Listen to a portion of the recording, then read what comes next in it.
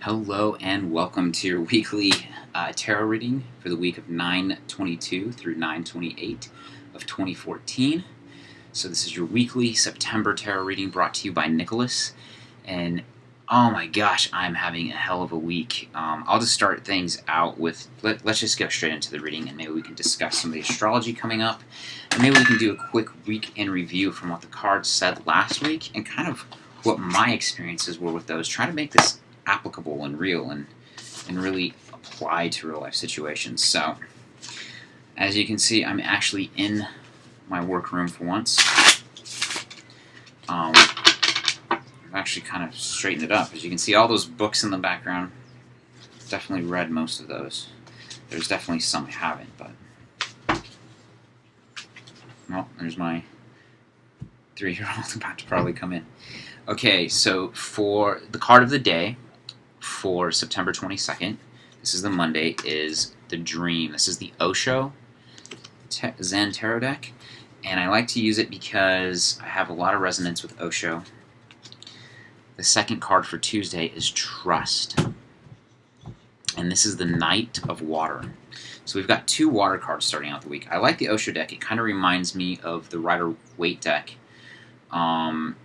in that there's a lot of human interaction, a lot of human characters that really tell the stories very well. But it's also like the Thoth deck in the fact that it has, like, see how it has the word trust. It gives those one-word things, those one-word cues, and it's like the Thoth deck in the fact that it has an extra card like the Thoth deck has. The Thoth has that like weird beetle, which I think is like an archangel or something looking over you. And the Osho deck has the Osho Master. So it's kind of a hybrid of the two decks. And then we have 3, Creativity, a Major Arcana card, come on Wednesday. So Thursday, September 25th, we have another Major Arcana card, and this is the Inner Voice. Friday, September 26th, we have the 10 of Clouds, Rebirth. And now here for Saturday, Saturn Day. Ooh, we're going into the clouds. We're getting into the head games with politics. That's the 7. And finally, Sunday, September 28th. This is the Osho card. This is the 4 of Water, and this is turning in. So the only elements present here this week is definitely water elements, and we have some major air elements and major arcana kind of like evenly split. So basically what I see going on for the week is there's still some like projecting going on. So the Dreamer is all about you feeling that you don't have something that you have or that you're longing for, something that you need. And I'm actually feeling like this right now. Like, it's kind of like this is a day, just a reminder not to get sucked into lack consciousness. And the only way I know how to combat it really well is to actually do something. So kind of really align with your priorities and just make that one thing the biggest thing you can do.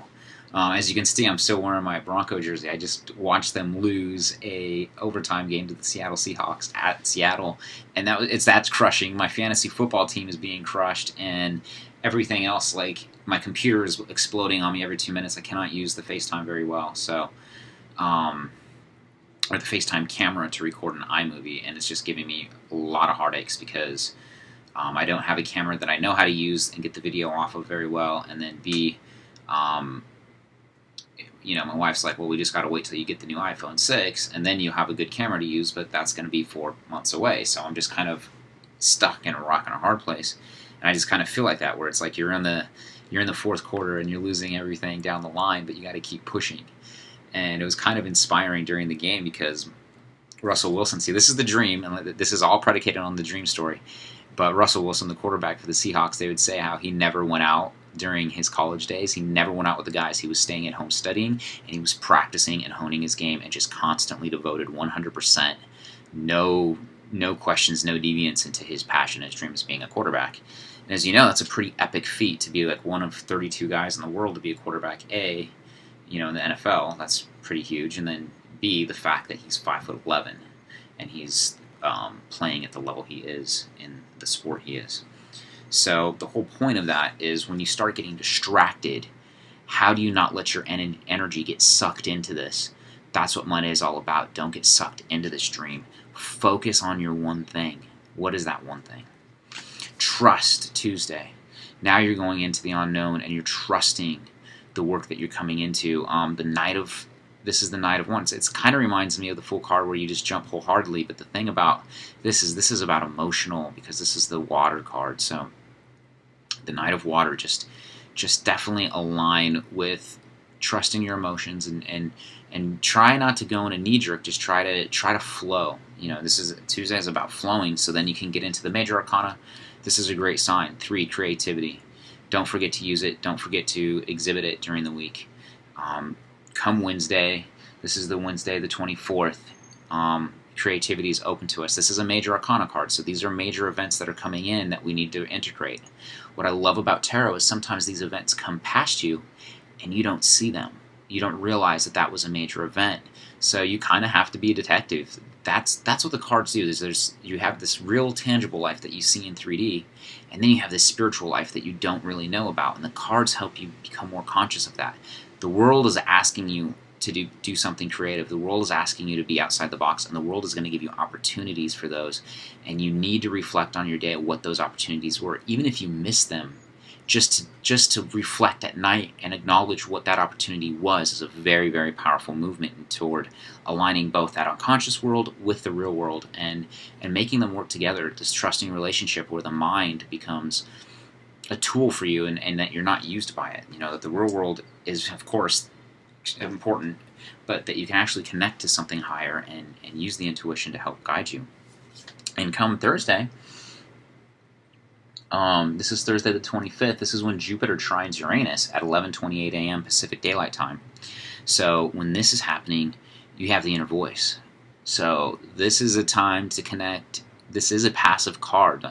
To really align with this energy, I highly recommend you meditate before work, and I highly recommend you meditate at night. The thing about meditating in the morning first thing is you're on an empty stomach.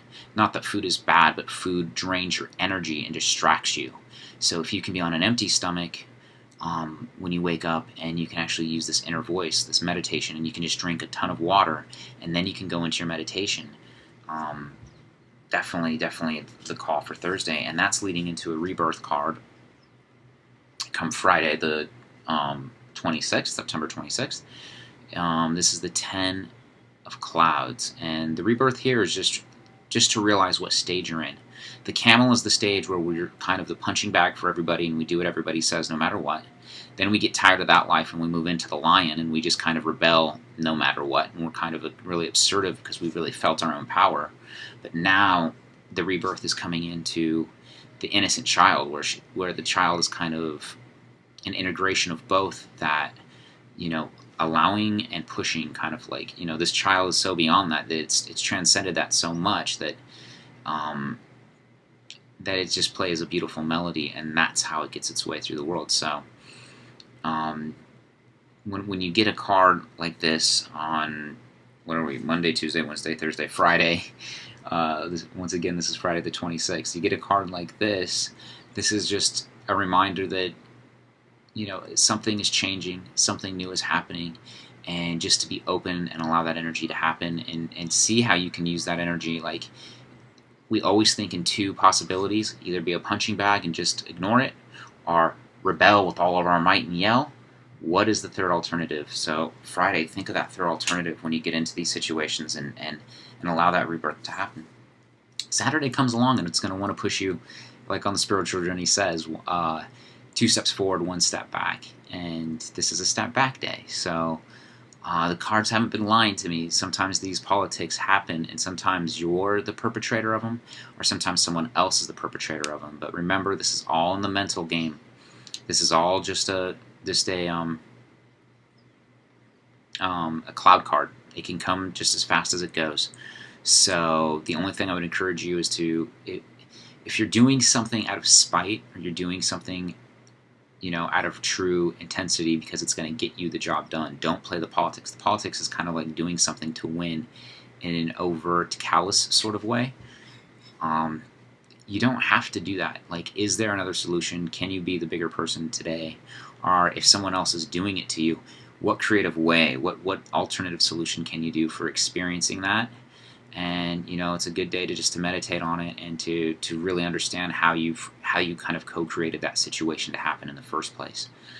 But come Sunday, there's just a more intuitive reflecting in the Four of Waters. So as you can see, this world is kind of getting ugly this week. That's what I'm feeling like. This gunky energy is coming through. Pluto's going direct. I think we're dealing with the new moon this week. We've got Uranus, trine Jupiter. I mean, we're just getting bombarded by some major transits, and this is a time to let that world around you kind of be stuck in what my son calls the muck and the mire. And that's from his book, The Little Blue Truck. And this is a time to turn in with it. And, I actually did a meditation course this week. It was a free meditation by Till Swan, and I really liked it a lot. And I'm learning from it. And in fact, some of the details I'm giving is from that here. So, Sunday's a turning in day. When you see a final card of the week like that, try to build your week around having a restful Sunday if you can. That's definitely my advice to you. In terms of what this kind of means holistically, let's kind of play the Signifier card. I've done this in reverse today, but that's okay. Let's see how this week kind of is. What is the overall lesson of the week? That's what I kind of like to ask the Thoth deck. We've got two major arcana cards coming in the middle of the week, so what I really want you to do is really pay attention to those events and how they, Monday, Wednesday, Thursday, really pay attention to Wednesday and Thursday and say what major events are coming up. At nighttime, reflect on it, because that's going to tell you what you need to turn in about and reflect on come Sunday. Oh, this is the Hanged Man. I feel like I get this card a lot in the Osho deck. It's the New Vision card. But in the Thoth deck, this is what divination's all about. I mean, basically, the Hanged Man, to me, he's a shaman. And the Hanged Man, he's in this position, but in most decks, like, I can't really see this guy's face, but he's just open. Like, if you pull this card like this, he's basically doing like a yoga pose to the sky, chest 100% open, no qualms, no worries. He's just going with it.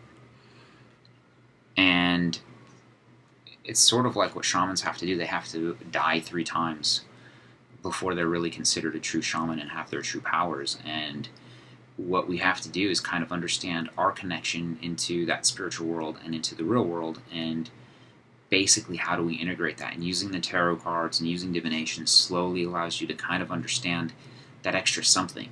We're all really good at planning and saying, I'll be at work at 8 o'clock on Monday. And we have no qualms understanding the causal effect of that.